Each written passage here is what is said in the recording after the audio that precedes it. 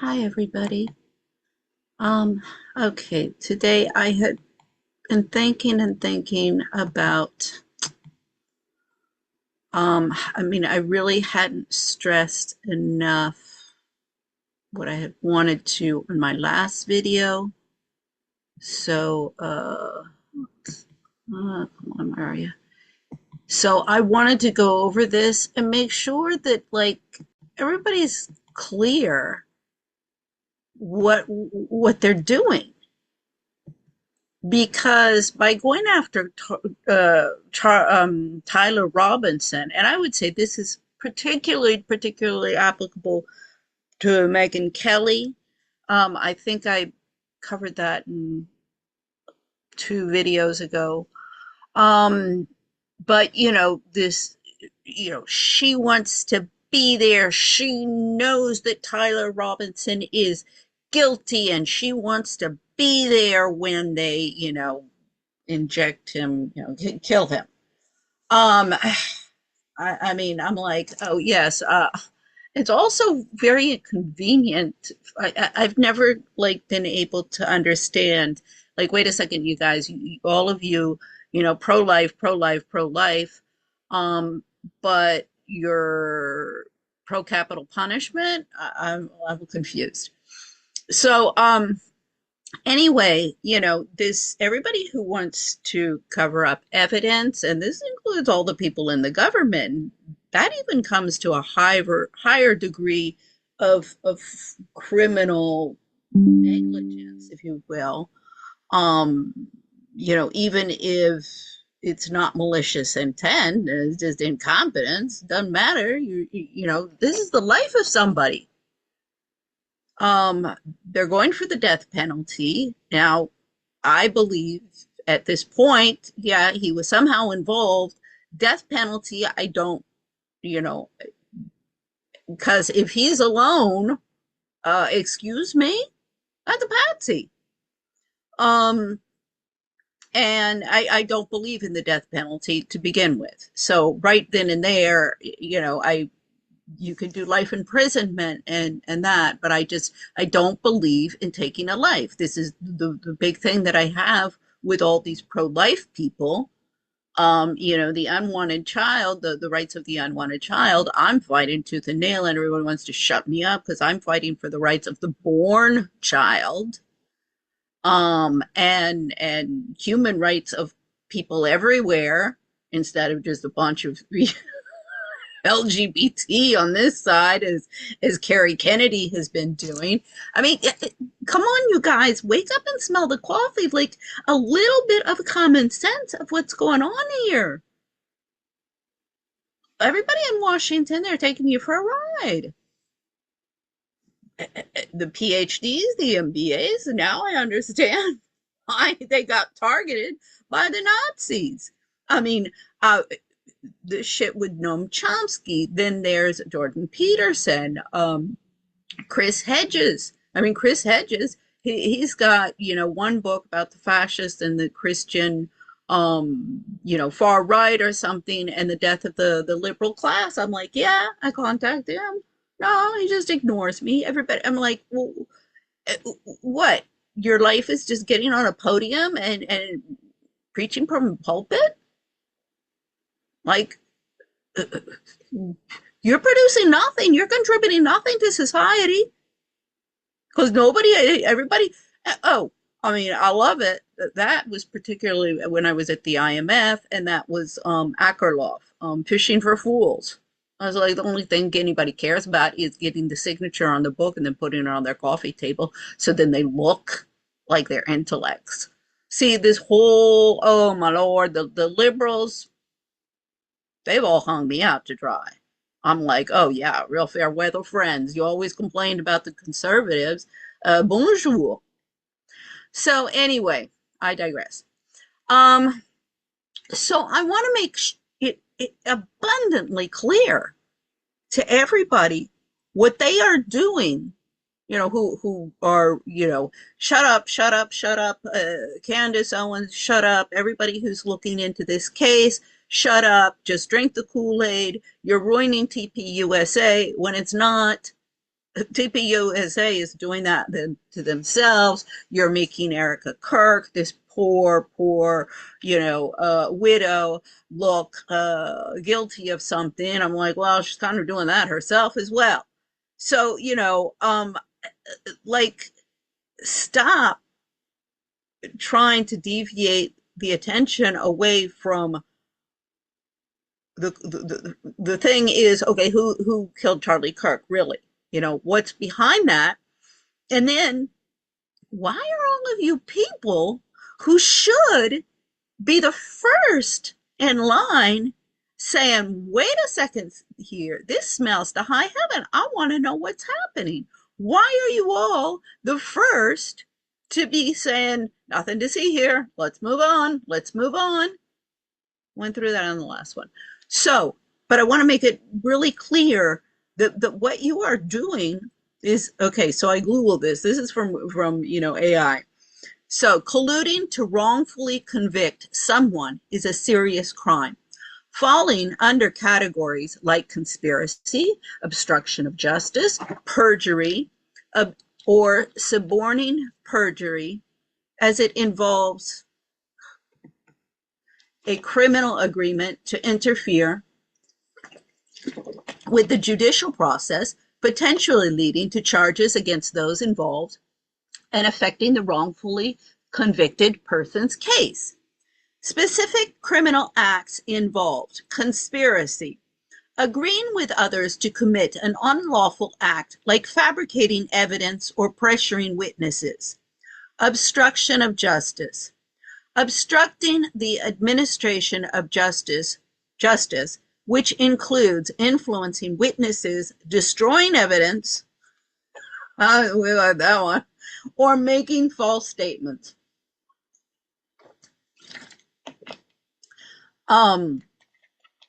Perjury, subornation of perjury, lying under oath, perjury, or causing someone else to lie under oath, subordination, to secure a conviction.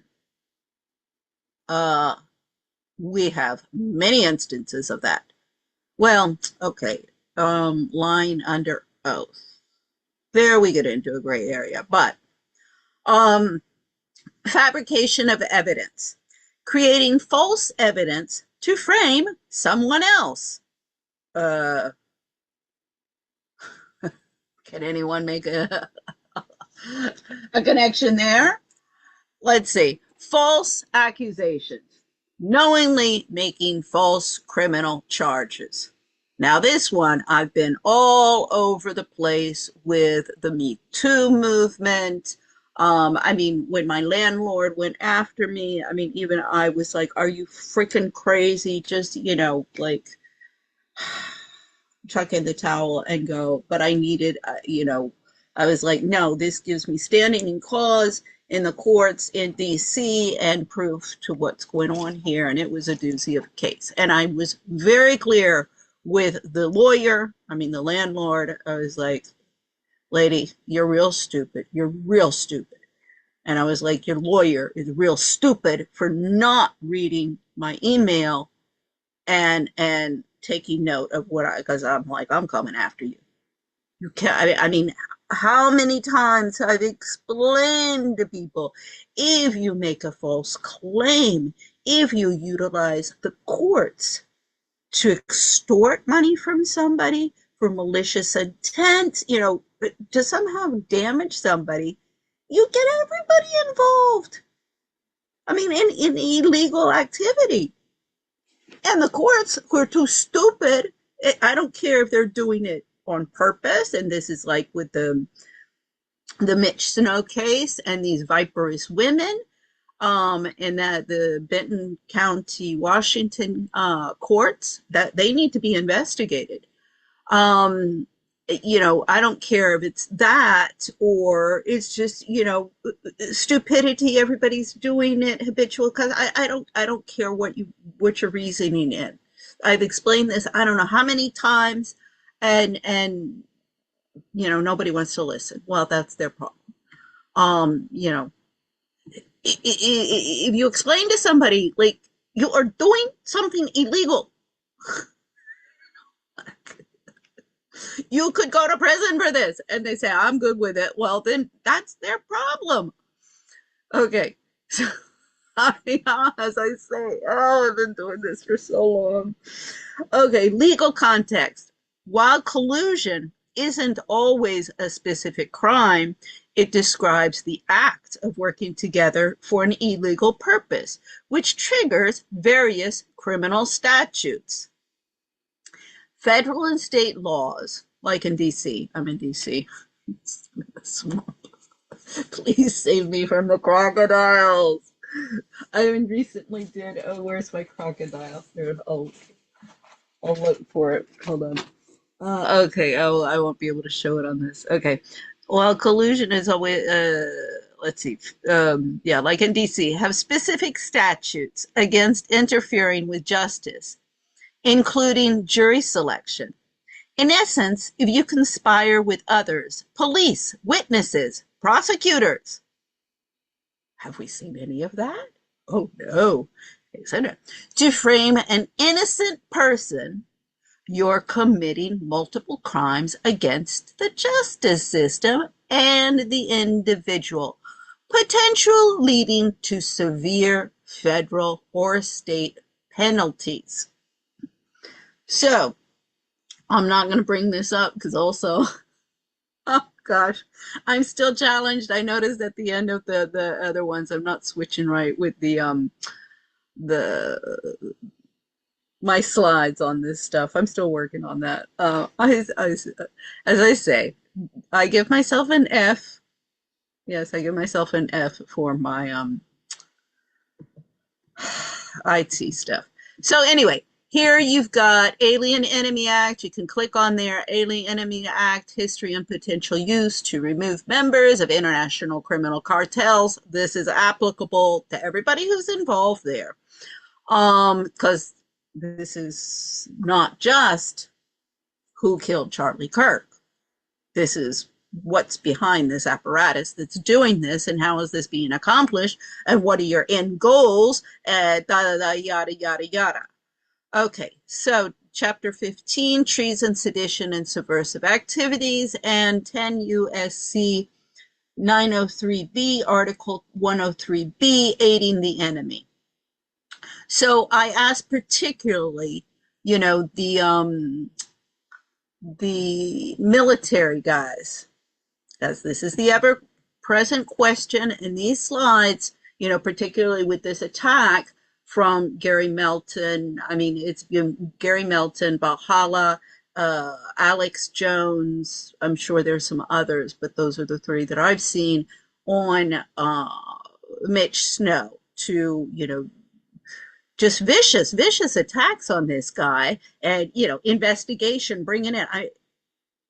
Why are they spending so much time and energy to discredit this guy when the only thing that really matters is, was he at Fort Huachuca?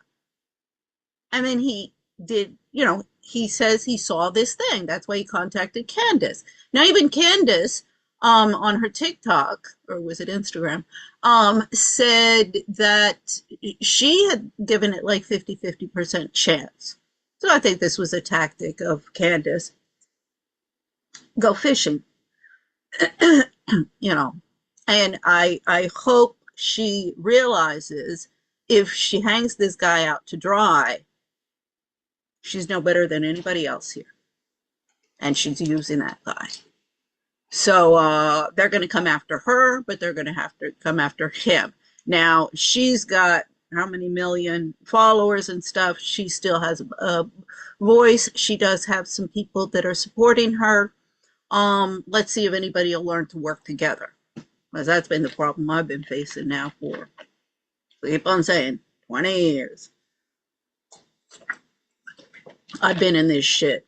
Well, for longer than, because I even started back in the 80s when I first came to DC. So it's been longer than that. As I say, I was a princess with a P who didn't know what my P was.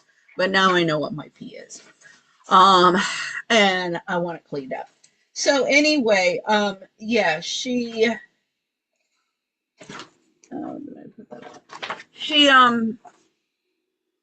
she brought him into this, so I hope,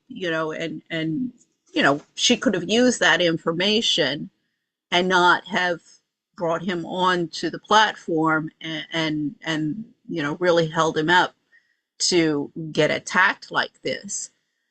However, it's given the opportunity. I always say, they throw you lemons, make lemonade.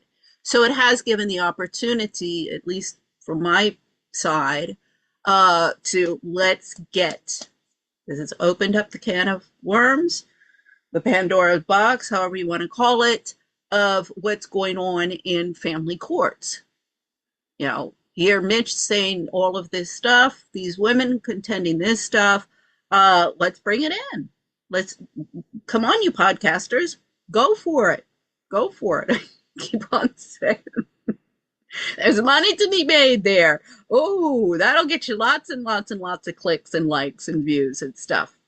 I promise you, you get that thing going, and you think the Epstein stuff and the child, molestation and all the child trafficking, you think that was hot?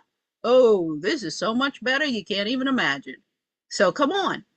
So so particularly for the military who takes up arms and who go and kill and invade other countries and fight unending wars for the American government under the pretension or the contention, if you will, is that they're defending democracy and spreading democracy and all of that, bullshit rhetoric that they come out with.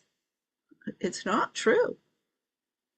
These have been subversive activities. These have been, geopolitical manipulations for the oligarchs and the weapons manufacturers. So where are your loyalties? I mean, I think Gary Melton and his friends, Valhalla, Nate and JD, and I don't know who else, I think they pretty much played down their cards, and it's for the military industrial complex and the CIA. But for all of the other military, people out there and podcasters out there, my question, where is your allegiance? To the American people and U.S. Constitution, or military industrial complex and CIA? And see, this will be when we get into the Civil War. This will be where the division is. And I mean, lots of the first one, the American people and U.S. Constitution group, will be the homeless. And vets like Mitch Snow who have been shafted. I mean, see, this is also what's unpardonable with what Gary Melton is doing. I mean, I keep on saying Gary Melton, so it's Alex Jones, but I don't think Alex Jones was military. So this is Gary Melton and Valhalla. We'll just say those two. But as I say, any of you military who are going on to that, this is applicable to you.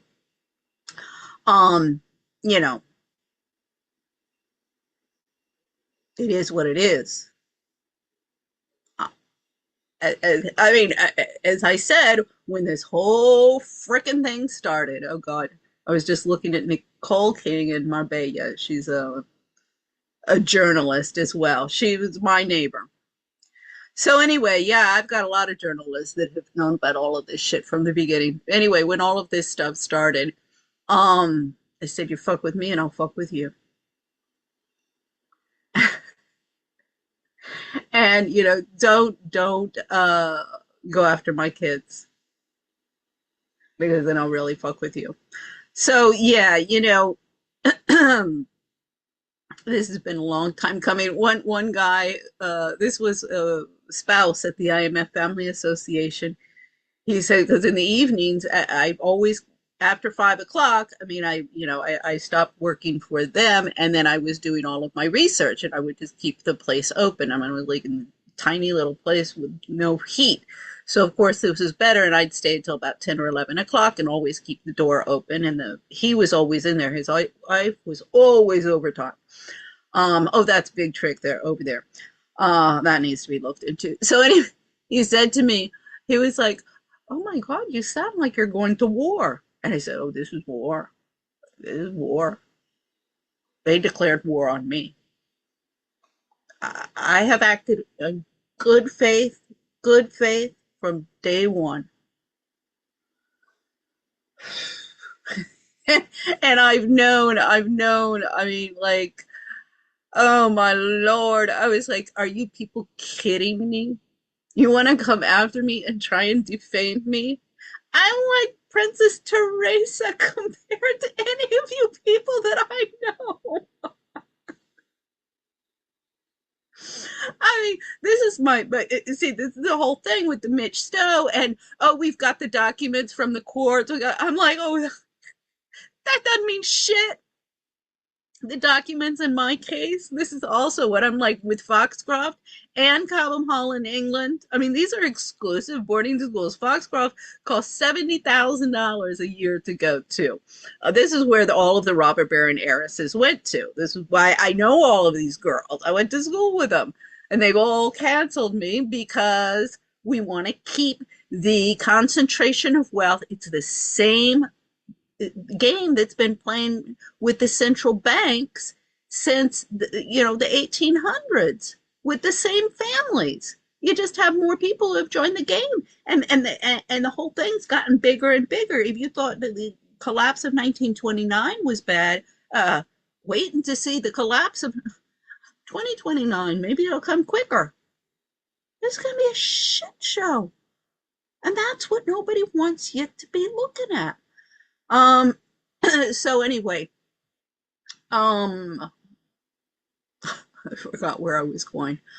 Yeah, so anyway, I just wanted the military people, particularly, but everyone to understand that, this is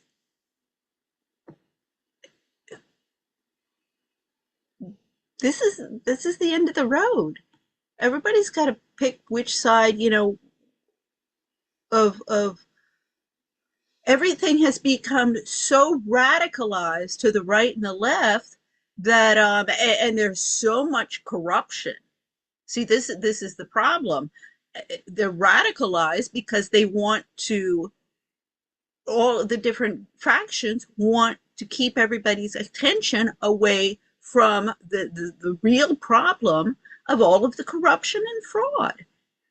So this, I'm at 22 minutes. Okay, I'm going to play it. I'm going to play it in here. Big media and big government are censoring the truth. President Trump defeated the fake news monopoly through local news and voices. And the Nexstar Tegna deal helps to finish the fight by creating more local news. Keep news local for a greater America. When prediction markets become sports books, they put consumers and the integrity of sports at risk. Prediction markets are undermining state authority and targeting teenagers with no safeguards. It's time for the CFTC to do its job and stay out of sports betting. I have been doing a series of videos on financial irregularities at Turning Point. People with Turning Point have now responded to my videos. We're going to go through their comments, and I'm going to show you some shocking new information.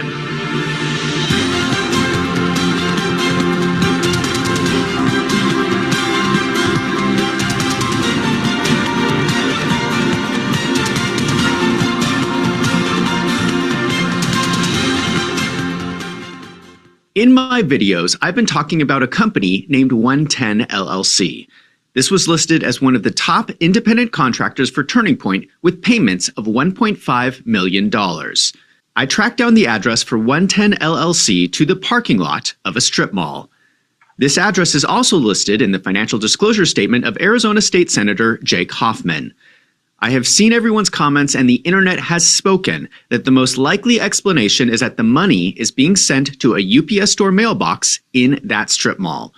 So I think it is fair that we make that assumption that it is not being sent to the parking lot, but the mailbox in the UPS store. Turning Point has not confirmed this. I don't know why, because that's such an easy thing for them to say, but they remain silent. For some reason, they're doing everything to avoid talking about this UPS store mailbox. What I find extremely disturbing is that since these questions have been raised, not a single person from the accounting department at Turning Point has made any statements. The chief financial officer is a politician, Justin Olson. He's an Arizona state representative. Why has the CFO said nothing? Not a single person from the accounting department has said anything. We have heard from Andrew Colvett. We've heard from Blake Neff. We've heard from Tyler Boyer. We have heard from all these marketing people, but no one from the accounting department. I'm beginning to wonder if the accountants are silent because they know that anything they say can be used against them in a court of law. Arizona State Senator Jake Hoffman on X.com has now made 7 posts confirming that he uses the UPS Store mailbox for 110 LLC. I will show you just one example. He says, "You're a clown. 110 is a decade-old marketing company with many clients. The address I use for mail and public disclosures is a UPS Store private mailbox at that address. Information the losers who created their video hid from you. Take off the tinfoil hat." First of all, it is not a decade-old company, which I will prove in a minute. That is a massive lie. It is very strange that he would lie about that. It's like he doesn't want people to know how his company was formed. The second thing that is strange is that in all of his 7 posts, he never mentions Turning Point. That's the whole point. The IRS forms tell us that Turning Point sent $1.5 million, and the only evidence this company even exists is a UPS Store mailbox. Why is everyone going out of their way to avoid talking about this $1.5 million? We are back here in the parking lot, and Jake Hoffman is concerned that I am hiding information from you. So let's talk about the UPS mailbox. Jake Hoffman wants us all to talk about the UPS mailbox. So I'm going to show it to you. One of the reasons I've been so hesitant to make this connection is because of the massive implications. I understand that small businesses use UPS Store mailboxes all the time, but this is different. This is not your mom and pop shop. This is not your typical small business. This is an Arizona state senator. He has a UPS Store mailbox where people are dropping off millions of dollars. This is the mailbox. He is operating his multi-million-dollar business out of this UPS Store mailbox. There's no location. There's no evidence for this business other than this mailbox.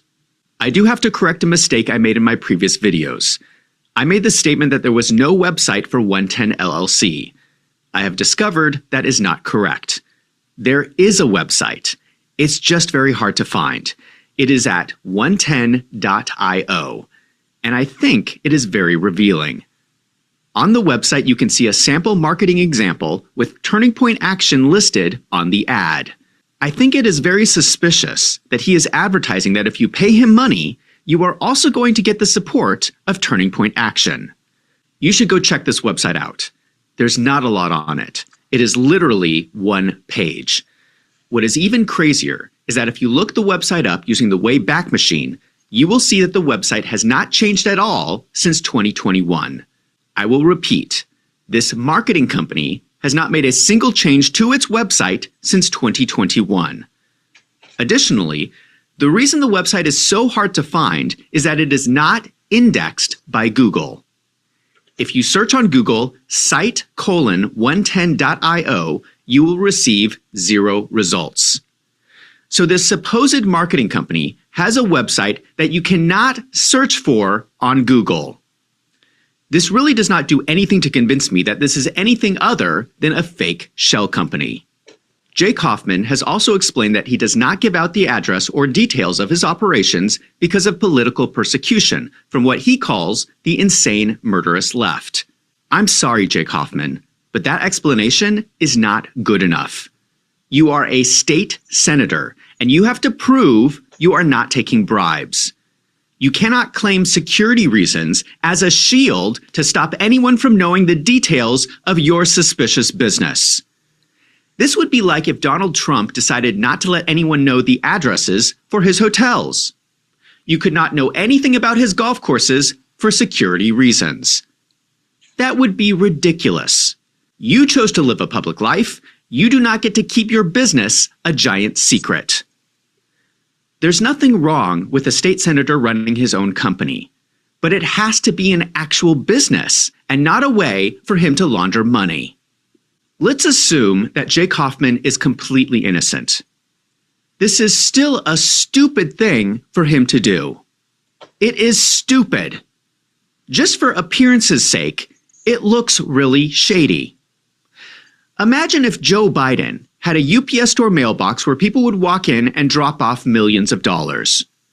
Oh yeah, Joe Biden did have multiple shell companies that didn't seem to do anything, and we had hearings about it for 2 years. How come all these Republicans got upset over Joe Biden, but no one wants to talk about what Jake Hoffman is doing? So let's take a closer look at 110 LLC. You can go to transparencyusa.org, which shows election-related expenditures in the U.S. and state elections.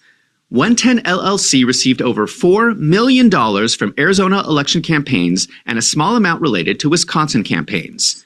Now, this is just a portion of the revenue that was reported as part of state elections. We know the actual revenue numbers for 110 LLC are much higher because this doesn't even include all the money paid to them by Turning Point. Another person I talked about in my videos is someone named Tyler Boyer. Just as a reminder, Turning Point is made up of 4 main shell companies, and Tyler Boyer is the COO of Turning Point Action and America's Turning Point. Tyler Boyer is important because the Turning Point shell companies that Tyler Boyer managed just happen to be the same shell companies paying 110 LLC. Let me show you how Tyler Boyer describes the first time that he met Charlie Kirk. And I walked away from that going, I can hitch my wagon to this guy. I can hitch my wagon to Charlie Kirk.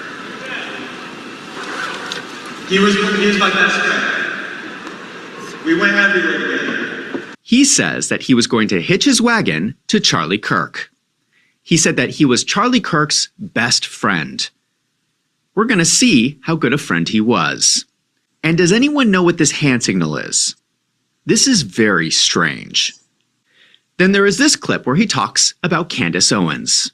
What is this story that you have about Charlie and Candace that Candace didn't share? Oh, well, there's a lot. I put one out. That was right away. I was there with them. It was like, the 3 amigos. I was with Charlie and Candace when we went to TMZ that day with Candace and Kanye. And, Kanye was immediately obsessed with Candace. Tyler Boyer describes himself, Charlie Kirk, and Candace Owens as the 3 amigos. And for proof of this, he explains that he was there the day that Candace met Kanye West. I find this extremely strange because this is how Candace Owens describes Tyler Boyer. But it didn't make sense to me that Tyler Boyer lied about it. And I don't trust Tyler Boyer. And that is never going to change. Similarly with Rob McCoy, he makes my skin crawl. I can't explain it. I look at him and he's a bad person and nobody can make me feel one way or the other about that. Candace says that she does not trust Tyler Boyer and compares him to Rob McCoy, who she says makes my skin crawl. So which one is it? Were they the 3 amigos? Or is Candace correct in saying that you cannot trust Tyler Boyer? Which one is it? I want to go back in time to 2017. A company was created called We the People USA, Inc. Okay, I just want to stop it there for 1 second. This whole thing, best friends. Okay, what you have to understand about the upper crust and everybody who's trying to become part of the upper crust and all of that is that it is, as RFK Jr. said it about his mother, it was the People magazine. This is about Ethel Kennedy. You can go and see Cher Denise. She does book review. I think it's in the Ask Not. But anyway, about Ethel Kennedy. Real good to listen to that to find out what Ethel was really all about and like. But anyway, she was a witch. So anyway, he said that, his mother saw the world as friend or foe, and everybody were fair weather friends, and it's commodities to be used, and believe me, and I can promise you. I can promise you, I've seen it in my own family. I've seen it in the families of everybody that I know. It's very self-destructive, and everybody for themselves, everybody for themselves. That's why I can't get anybody. I've been canceled because I want to bring in unpleasantness. And this is the Arizona. We'll go to Baron Coleman on this just after this. I won't play this. You can listen because you can listen to the Wolves and Finance in entirety. So I'll cut this. This was a nonprofit corporation formed in Arizona. This company is important because when you understand what people have done in the past, it becomes a template for what they're likely to do in the future. This company was created with 5 directors: Mike Miller, Doug DeGroot, Jake Hoffman, Dwayne Farnsworth, and Tyler Boyer. Mike Miller and Doug DeGroot are both current board members of Turning Point USA. That is why they are on there. I've already explained who Jake Hoffman and Tyler Boyer are. I find Dwayne Farnsworth very strange. He is a bankruptcy attorney in Mesa, Arizona. Why is this random bankruptcy attorney a director in this company with Jake Hoffman and Tyler Boyer? It seems unusual. Well, you might have noticed that he has the same last name as the IT guy, Terrell Farnsworth, who was present at Charlie Kirk's murder. Now, I don't know if these two people are related. Maybe you internet sleuths at home can figure that out. But a lot of people have questions about the IT guy, Terrell Farnsworth. Like, why did he move the chair at the crime scene to remove the SD cards with the footage of the murder? Mm-hmm. Why did he film a selfie video of himself directly after the shooting? He's dead. God help him. Hi.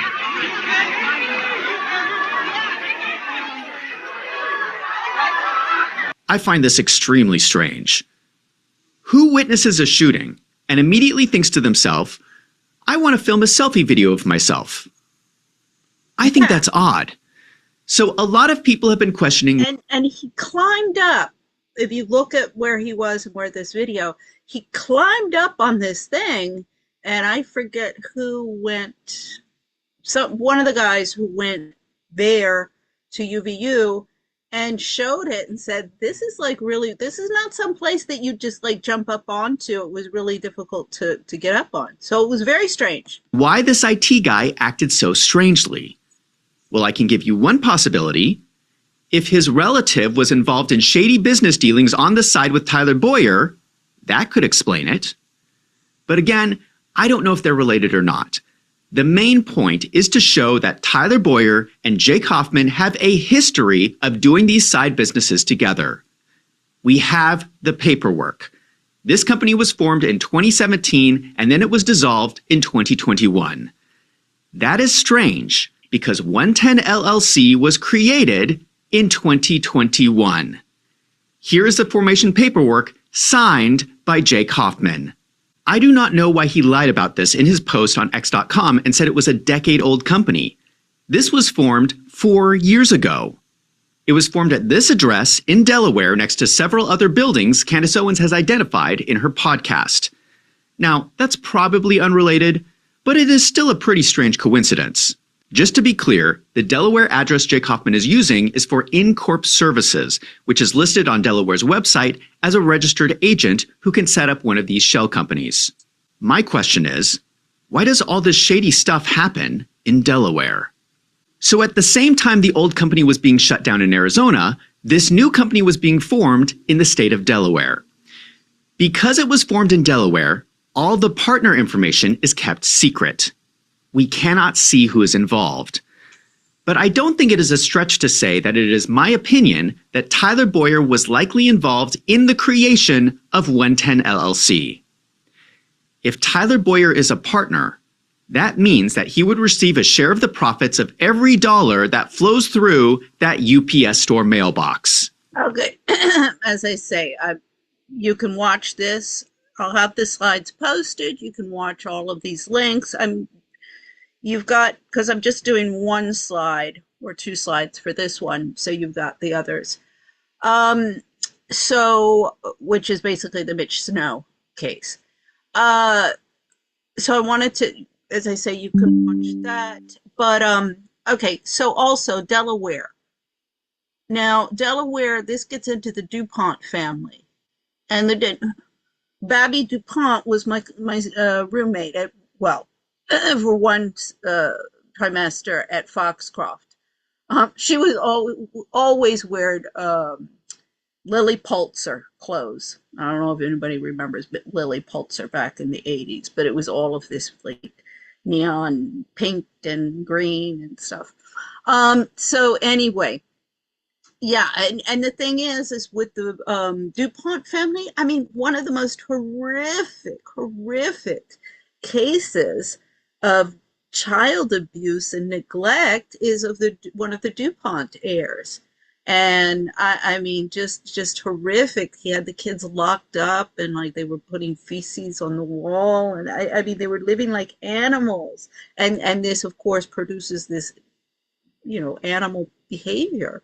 It was just horrible. But of course, that's, amongst the Foxcroft. See, all you got to do is look at Foxcroft and see how all of the old guard robber baron heiresses are sitting in their ivory towers, and I don't want to get involved in any unpleasantness. And the woke because it's all LGBT, right? I mean, I did a whole video on Foxcroft. You couldn't see. I think that's the 8th or 9th. So anyway, one of the people who, this is strange because, okay, so Baron Coleman, he's kind of become very, very popular now. And he has like several, how many? I'm not sure how many he has. Let's see, Baron Coleman. But he's got, where is he? Of course, when I'm looking for him, I'm not going to see him. I have so many, since I'm examining like so many of the podcasters, I've got so many that I'm following. Okay, so he has 134,000. But this is what's strange. So there's nothing on his YouTube channel before September 14th, 2025, just a couple of days after the assassination. And it was about Charlie Kirk's shooting and some Google search. And he kind of got launched into the, how shall I say, the popularity contest of all of the different podcasters right now who are following the Charlie Kirk assassination. Because as Patriotic Housewife said, it's like, my God, everybody's just concerned about who gets the scoop first and, getting lots of views and making money. Oh, I've been hearing about some of how, this is generating the money side of this. I mean, it's podcasters, they claim that their solution to the corporate media, which was always controlled by the corporations and the oligarchs, the advertisers. But it's the same can of worms here. Same problem. So what I want you to listen, this is Baron Coleman in 2015, 10 years ago.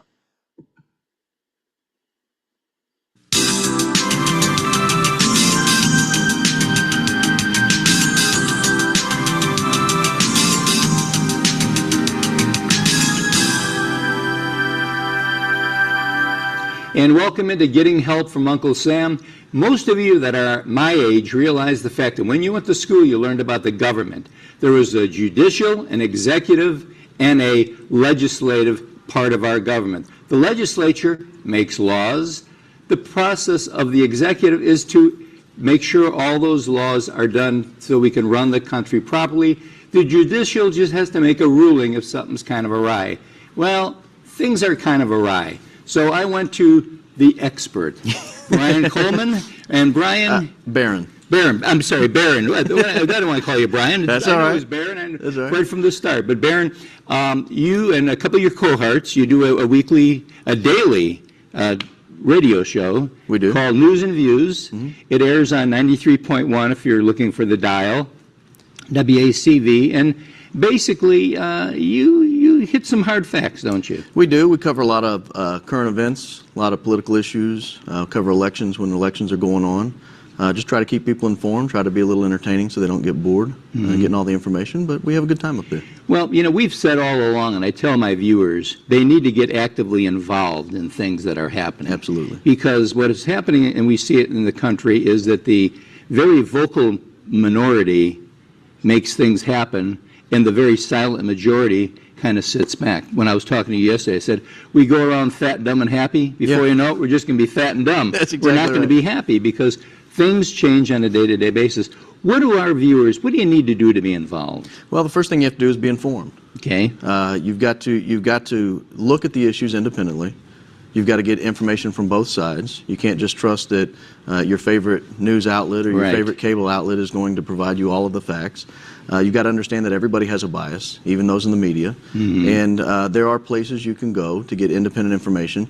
But even if you can't get the independent information, if you can't track down something truly objective, try to look at news outlets on both sides of it. If you're a Democrat, don't be afraid to turn over to Fox News from time to time. Right. If you're a Republican, don't be afraid to turn over to MSNBC from time to time, because you'll hear the other side of the argument. If anything, you just need to be informed what the other side is thinking.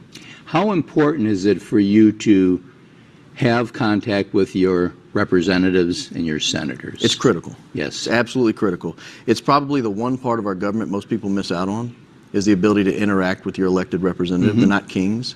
They can be replaced. Well, they're your employee. They are. Yeah, they're your employee. They're not governing from on high, telling us what to do. They should be getting... Okay, I want you to listen to this particularly, because this is what I am trying to do.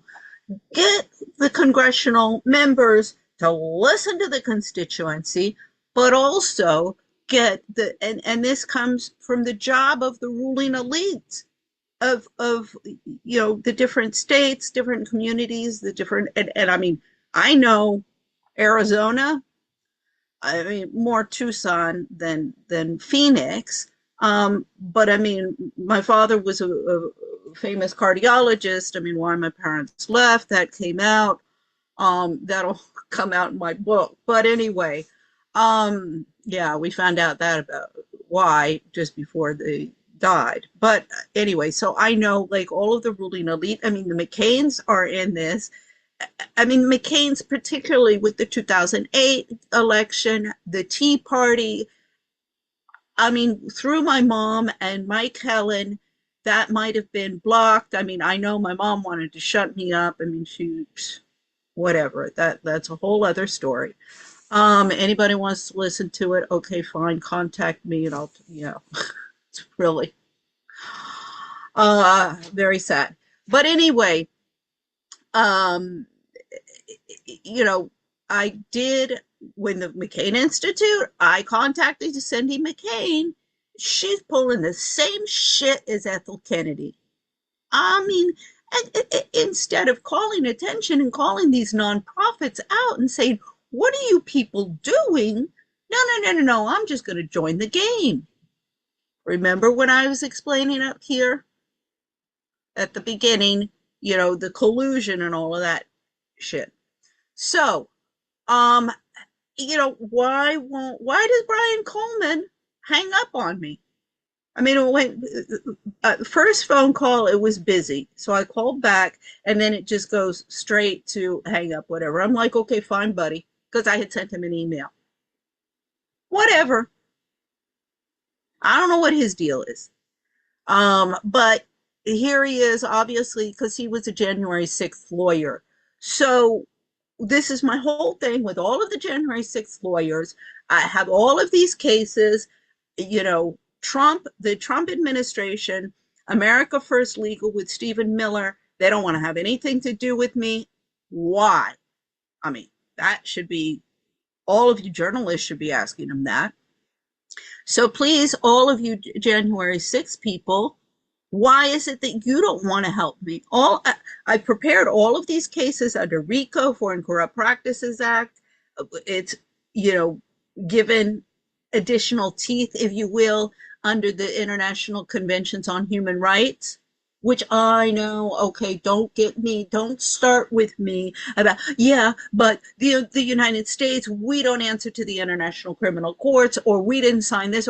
Okay, fine. You did sign a lot of them. So let's not get on that discussion, because I've argued this, and I prepared this under RICO and Foreign Corrupt Practices Act, the Enemy Alien Act, and we can go in the different civil rights, different discrimination. I mean, this is not rocket science. You don't need to pass new laws and all of that shit. You just need to start doing what Baron Coleman says you should be doing. So why isn't he helping?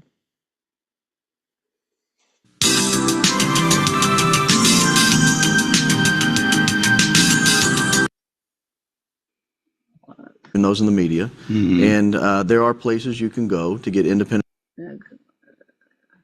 How important is it for you to have contact with your representatives and your senators? It's critical. Yes. It's absolutely critical. It's probably the one part of our government most people miss out on, is the ability to interact with your elected representative. They're not kings. They can be replaced. Well, they're your employee. They are. They need to hire. They're not governing from on high, telling us what to do. They should be getting input from the community. Most people ignore that aspect. They don't realize that these guys have home phone numbers, cell phone numbers, email addresses. Yeah, good luck. An office. If it's a state governmental official, they'll have a state house office. If it's a federal official, they'll have a congressional office. That's what we get. You really need to interact with these folks, but you don't want to overdo it. You don't want to overdo it, and this is the problem some people do. Right. You contact somebody too many times, and they start ignoring your letters.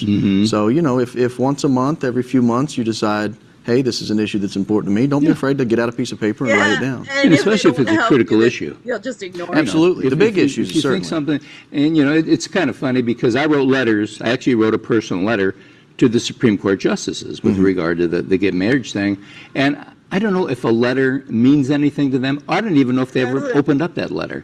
Would I be better served to have used the telephone or the email? What's the best way to? Letters are probably the best. Above. Okay. They're probably the best. Phone calls, you might get the person on the phone. If not, But you're usually going to get their staff person. you're going to get a staff person, and they're just going to take a note, a quick note. Jack Galassini called. He's from Montgomery. His concern is about gay marriage. Right. If you write a letter, not too long, don't go pages, but if you write a couple of paragraphs and let them know this is an important issue to me, they will see it.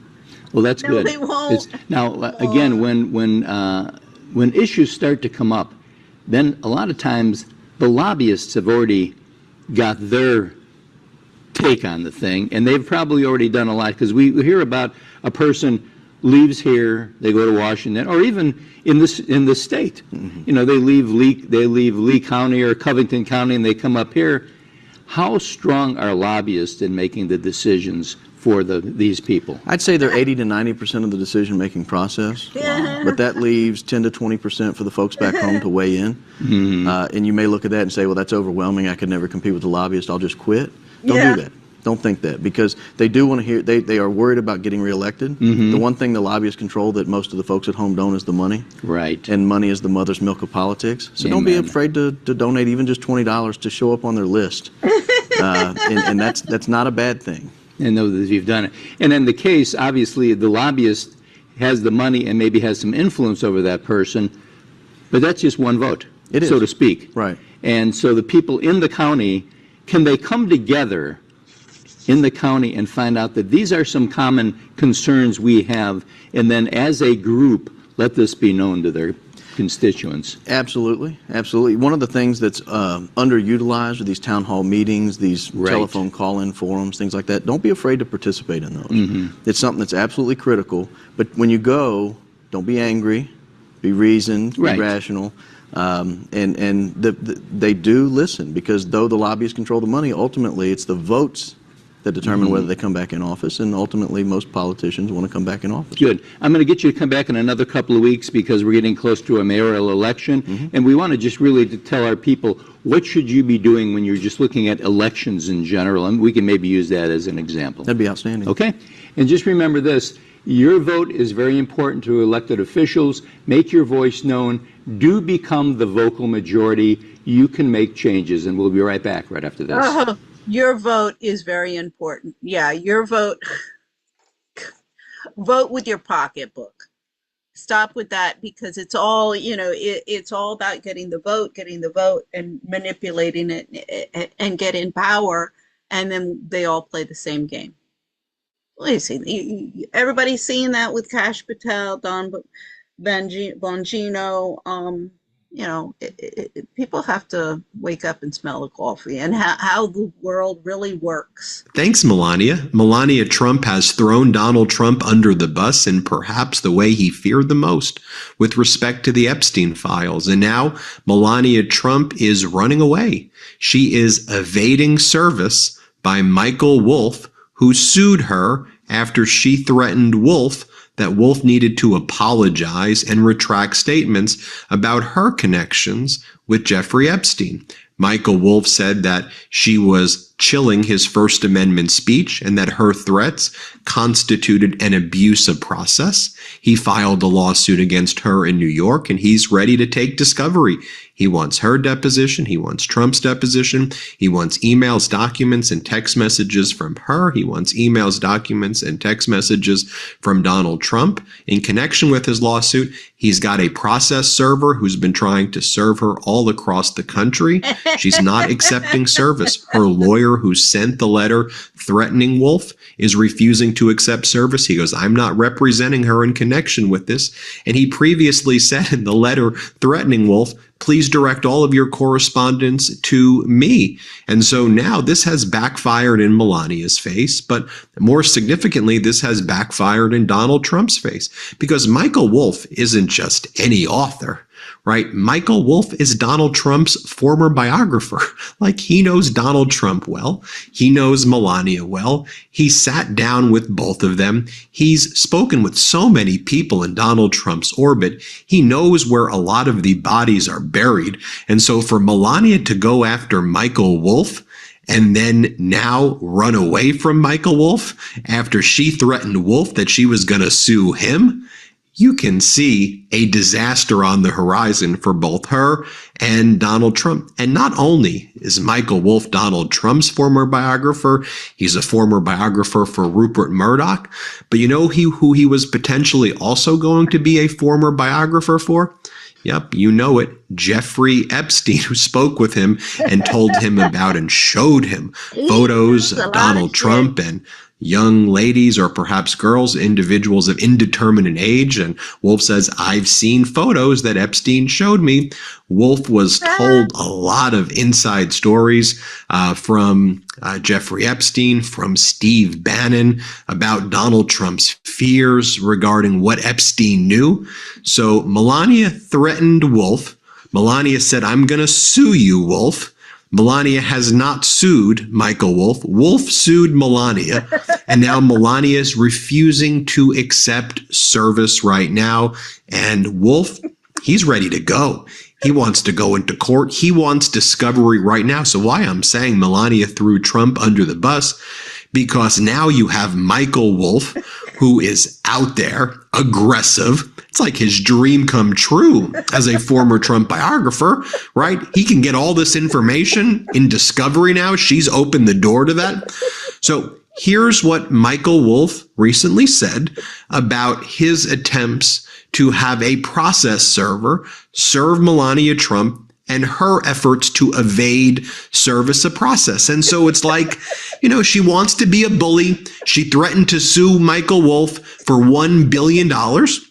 Michael Wolff sued her. She didn't countersue, and now she's running away. I want you to watch this. Here, play this clip of Michael Wolff talking about how Melania is now running away. Play this clip.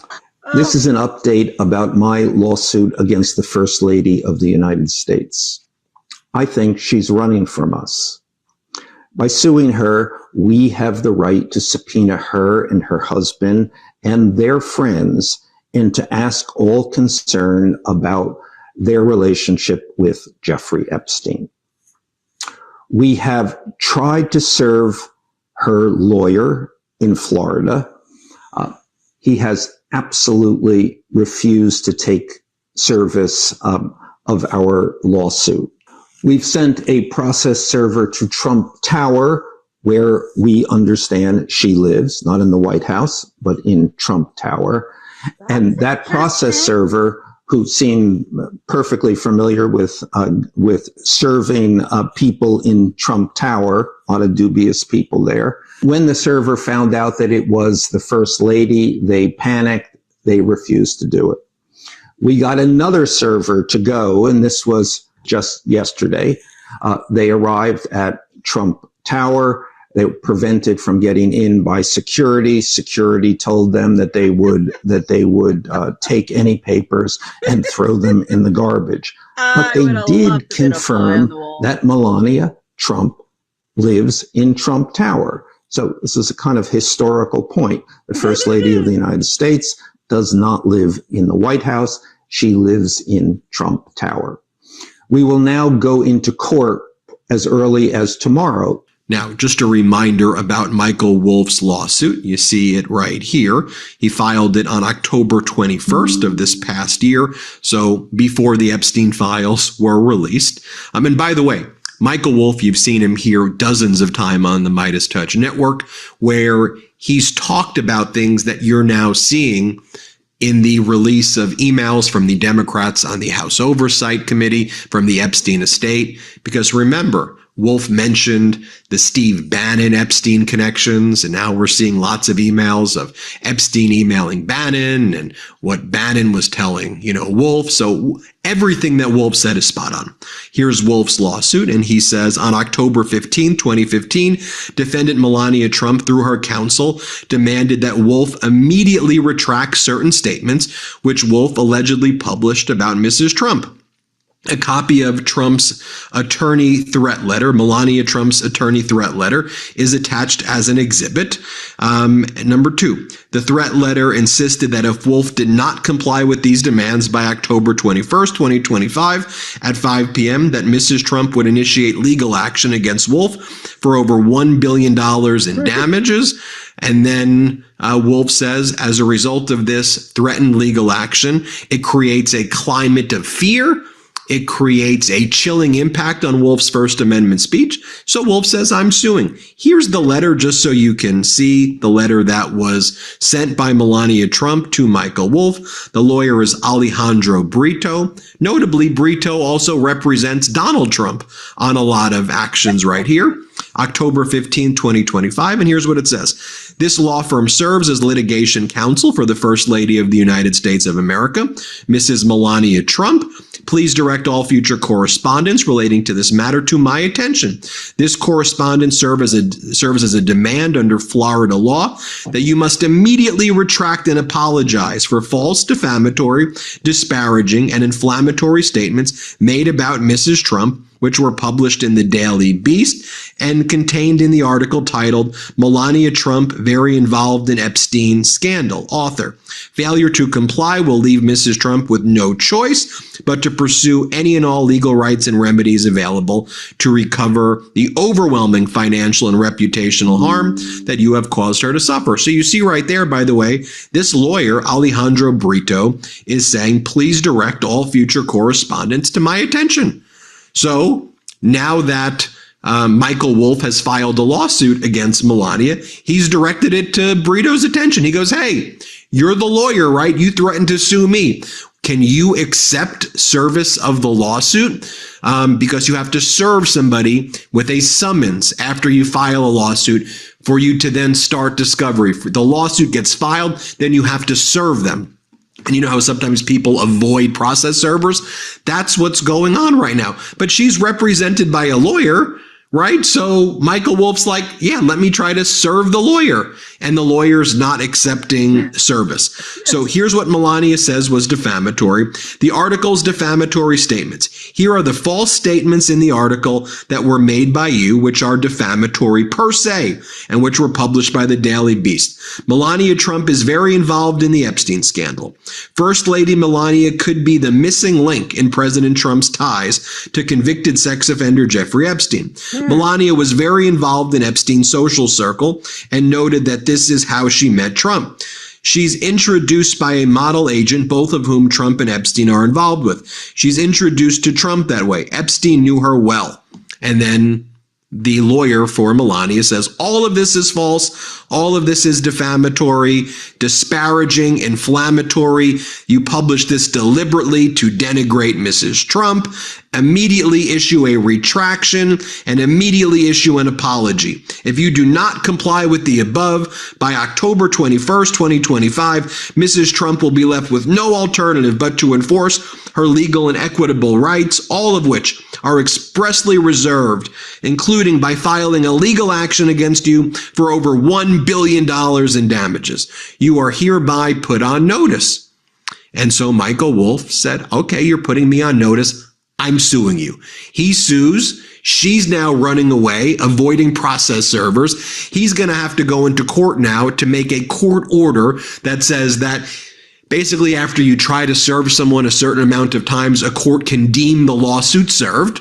So the court's going to deem the lawsuit served because he's gone through all of these efforts to serve her. And you know now that she actually lives at Trump Tower and not at the White House. That's been definitively established according to Michael Wolff in his opinion, my opinion. And so now he's going to get ready to unleash discovery. And who's he going to subpoena? Donald Trump. He's going to subpoena Melania. He's going to want their phones, their text messages, their emails, all of their communications. And they're going to be hauled in to have to testify right now. So when I say Melania threw Trump under the bus, Melania, if you're going to go and do this and threaten people, then you better be ready for them to file, lawsuits against you for injunctive relief, anti-SLAPP actions for abuse of process, as Michael Wolff just did. And you're going to have to be prepared. Otherwise, why would you provoke? Why would you poke a sleeping bear like Michael Wolff? Michael Wolff, granted, he wasn't necessarily sleeping. I mean, he was covering the stuff. But now you're giving someone like that an inside track to get discovery on you and Donald Trump. By the way, Melania tried to pull the same thing with Hunter Biden. And Hunter Biden's like, do it. Sue me. Please sue me, Melania. And she never sued Hunter Biden. And Hunter Biden said what Michael Wolff said. He was citing Michael Wolff's report. Here's what Hunter had to say. Here, play this clip. Melania's lawyers sent me a letter saying they're going to sue me for $1 billion. My response to that was, please do. In court, I would have the right to, number one, depose the person that's suing me, and that would be the individual Melania Trump. And I would have the right to subpoena and depose and seek discovery from every single person in their circle that would or potentially have knowledge about the genesis of the relationship between Donald Trump and Melania and their relationship with Jeffrey Epstein. So I had the opportunity to interview Michael Wolff, and I asked him, I said, so are you going to go after discovery? Are you going to get depositions of Donald Trump and Melania? Here's what he told me. I'm going to talk about all of the Epstein connections. You wanted to do this? We're going to do this, and we're going to do discovery. I want Donald Trump's deposition right now as well. So talk to us about the discovery that you're looking to get in this case. Well, I think that this is an opportunity to ask all of the questions that they have refused to answer. I mean, it's very straightforward. I mean, we know that Donald Trump had a long, deep, abiding relationship with Jeffrey Epstein. Let's hear the details. Let's hear the details of their financial involvement. Let's hear the details of their sexual involvement. Not that they were involved together, but one or the other as each other's wingman in many situations. And I say that using the politest words. Let's get into it. Let's get into Melania's history. How does she come to this country? What does she do when she's here? How does she meet Donald Trump? What's her relationship to the modeling agents who knew both Epstein and Trump? I mean, these are all of the questions which I think once they are answered, we will have a much clearer picture of what Jeffrey Epstein did, who he did it to, and how the president of the United States was involved. And here's what Michael Wolff told Anthony Scaramucci about how Melania hates Donald Trump's effing guts. Play this clip. And she hasn't shown up for the in any instances in any of his court appearances.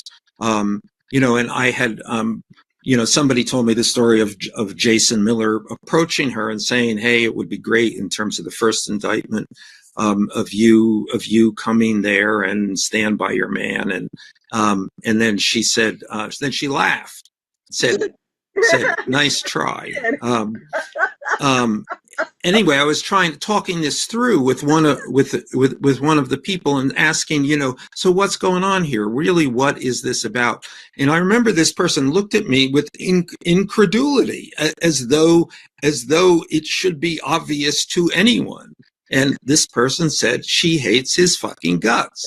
And then at that moment you go, oh my God, but could this be anything else other than that? Now, Michael Wolff knows a lot because he was also going to be Epstein's potential biographer. And Epstein told Wolff a ton of things. So Wolff knows, for example, photographs that Epstein showed him. So Wolff's going to go and ask Trump and Melania questions like this. Here's what Wolff said about the photographs that he saw. Here, play this clip. And I've said before that Epstein used to bring out this set of pictures. There were about a dozen snapshots. And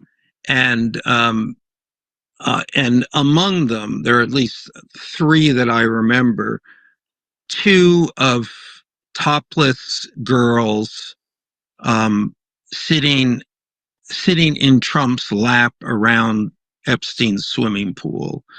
And then one with, a stain on the front of Trump's pants with 3 or 4 girls laughing and pointing at it.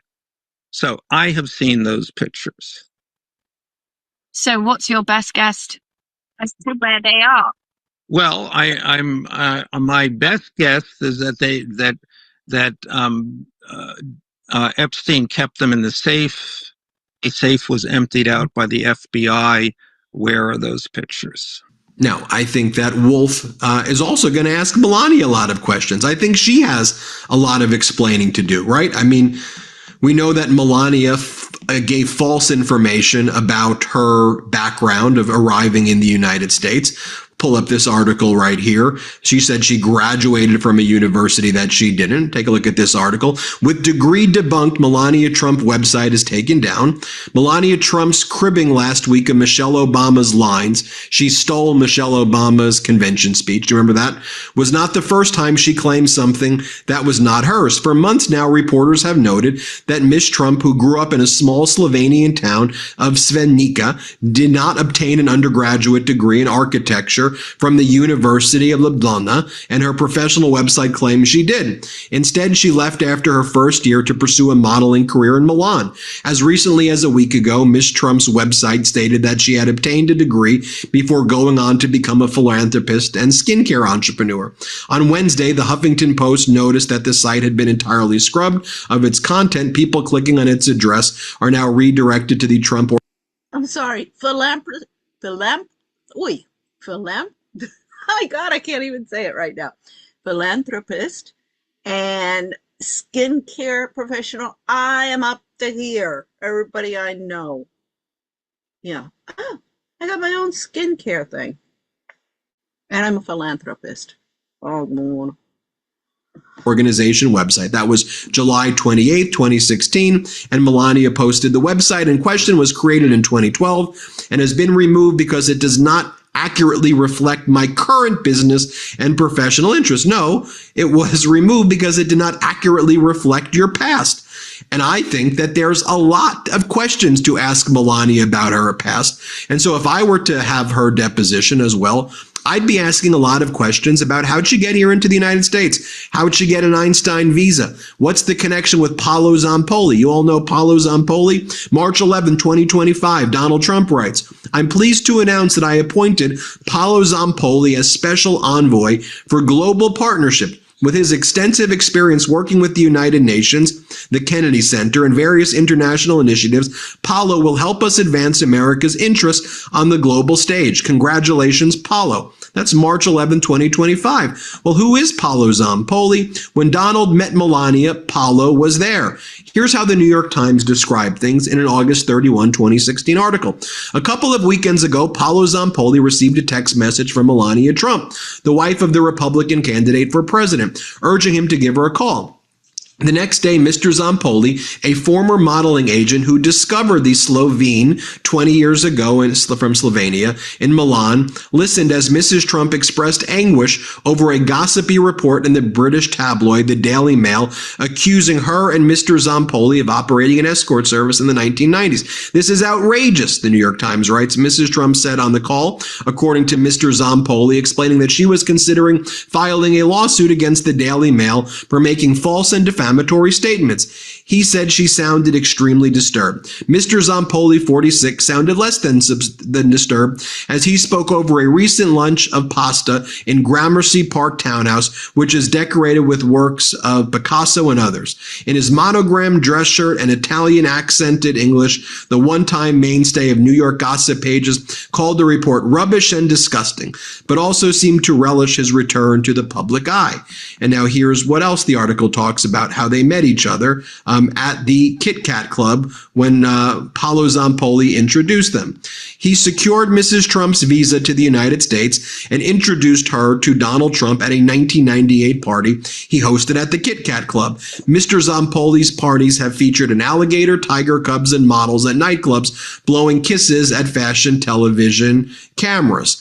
So that's Paolo Zampoli. I'd be asking a lot of questions there. Here are some questions that were posed by Simon Rosenberg back in 2016. And I think these are questions that would be asked at her deposition at well, if she once services effectuated. Now that Donald Trump has promised, this was August 10, 2016, now that Donald Trump has promised to address the question of whether Melania Trump broke immigration laws when she emigrated to the United States in the mid-1990s, and in the process of gaining her citizenship, there are at least 4 questions that need to be answered directly by the Trump campaign in the coming days. By the way, this was August 9th of 2016 when Trump said he would hold a presser and answer questions about Melania's immigration status. Play this clip. Maybe she came in illegally, maybe.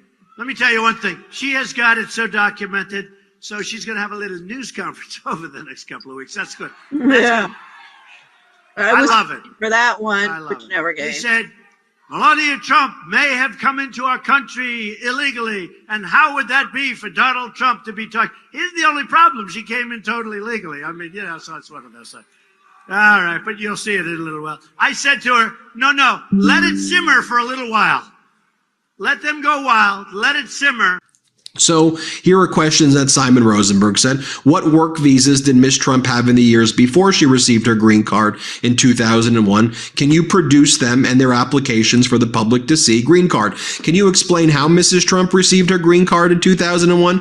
Was it based on an employer or family sponsor? If employment related, who was the sponsor? Was it through marriage, as was reported on August 5th? Did Mrs. Trump get her green card by other means? Can you produce the green card? Purpose of early travel to U.S. Can Mrs. Trump provide the date and purpose of each of her visits to the United States prior to moving here in 1996? Did she work even for free during any of these visits? We know she was here in 1995, and an associate from those days, Paolo Zampoli, has said on the record that she was living here before receiving a work visa in 1996. As you are aware, the United States government has a record of every trip she made in and out of the U.S. prior to her receiving a green card. So it would help us all understand her complete immigration story by providing this information as it is already known by the immigration authorities in the U.S. Those are the questions that will be asked. We will keep you posted every step of the way here, of course, at the Midas Touch Network. But now she's running away. These are the questions that'll be asked in a deposition.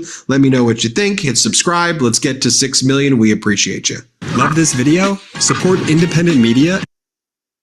I'm not looking for subscribe. I'm not looking for anybody to like me. Oh, I gave up on that one a long time ago.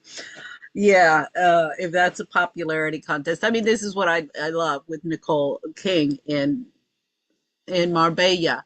You know, she said to me something like, "Oh, well, we're a lot more than you. Like you're just one against many, many, many of us." I'm like, yeah. And I mean, every time I turn around, like she posted a video complaining about how the Spanish Spanish IRS was going in and just taking money from people and things. And I was like, excuse me, when I was telling you about the shady stuff going on with the bank accounts in my case and going, you guys, this is illegal, and this is going to be something very important when I finally get everybody into court. She was like, I'm not listening to you. I'm not. All she cared about was parties and stuff. And this is the thing. Even Dwight Scharf, the son of, Doug Scharf, the son of Dwight Scharf, he said to me, "Oh yeah, people, they only care about you because of the house that you have, the mansion, and the party you're giving."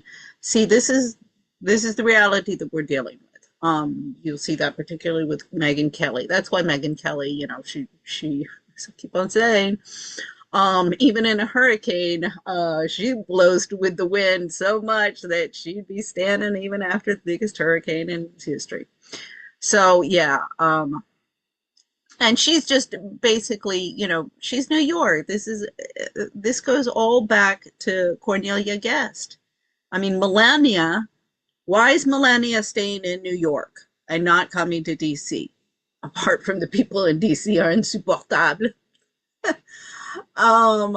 But yeah, I mean, she's a queen, still something of a queen in New York, and has her little group of friends. I mean, but she is, let's see, I'm gonna have to do a whole thing on, what do they call them? The sugar babies and the honeypots, they're calling.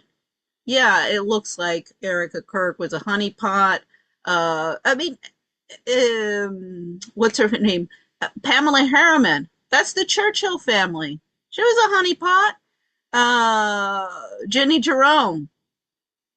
Well, sugar baby, honeypot. I think. Like, okay, I guess we'll have to get into a discussion of like definition of what's the difference. So yeah, I mean, this has been going on for a long time, you guys. I mean, this is not new. And I think probably they were more concerned about the with Trump. I think he was mostly concerned about the Melania connection to Epstein than his stuff. Now, this stuff about a 13-year-old being raped and the child being killed and her being threatened, I that story does ring a bell someplace. I don't know if it has any credibility or not. I mean, effectively what they're saying is, with the files coming out, it was because if you go into the case and listen to the testimonies, normally he might have been like touching girls, but there was this weird thing going on that, like, I think maybe until they reached 16 or something, but at the beginning he did have some young, I guess 13 or 14, but there was no, vaginal penetration. I mean, let's call it what it is. Which within the criminality of things, I do believe there is a difference than just, touching a girl, touching her breast, touching her downstairs, whatever you want to call it. I don't want to get like censored or something.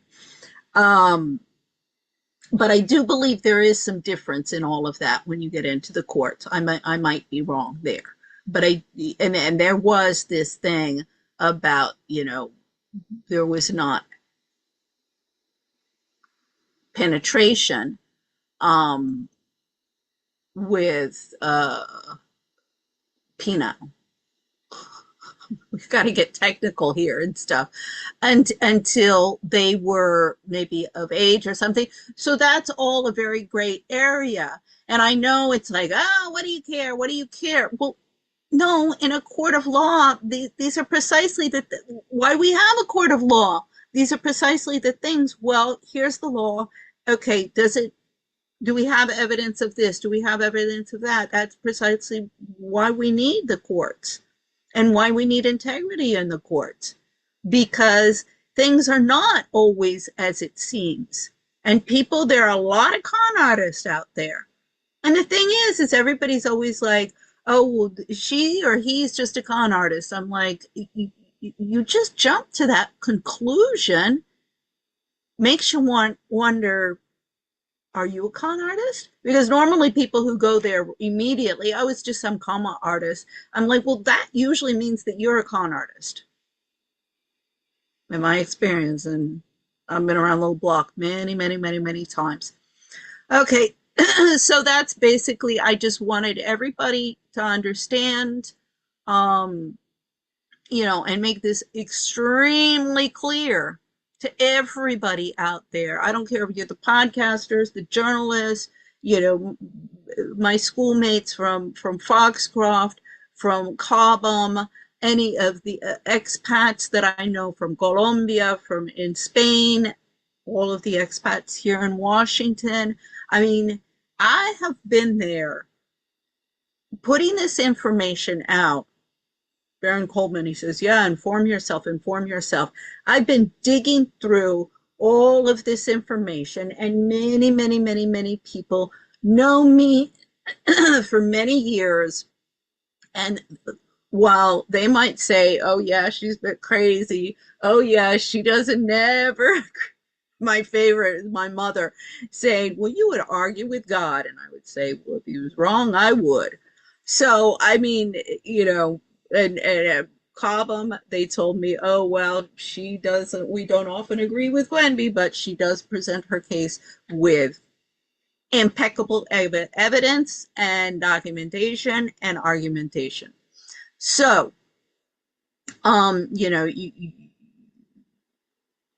me telling lies or anything like that, I mean, you can ask around the world and they'll laugh and say, oh no, she's too honest. She's a pain in the ass.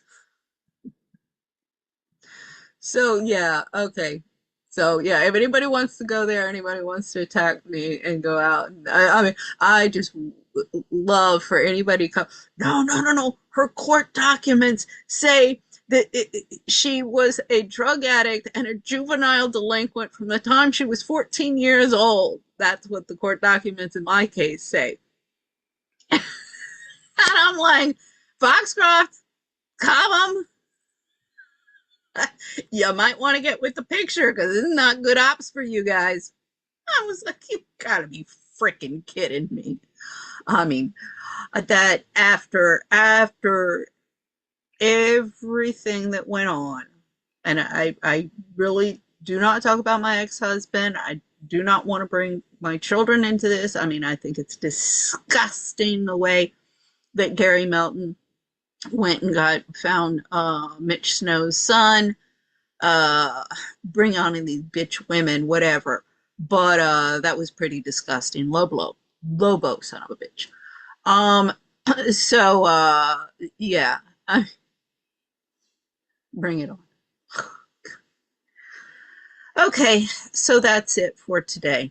I just, I was thinking about that last night, and I just want everybody to be very, very, very aware of the fact that they are advocating for the murder, the death penalty of somebody that we're pretty sure did not pull the trigger.